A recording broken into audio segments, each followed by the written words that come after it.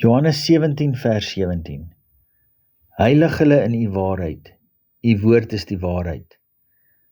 Heilig beteken om afgesonder of eenkant gesit te wees vir 'n spesifieke doel. In hierdie konteks is die doel van heilig wees om die waarheid van die woord aan deel te wees. Die woord wat vlees geword het en Jesus die Christus geword het, hy is besig om die Vader te openbaar en vra die Vader om ons te heilig in die waarheid, die woord. Ons word deur Vader geheilig, uitgesoek en geroep om in woord waarheid Jesus Christus die Vader te leer ken.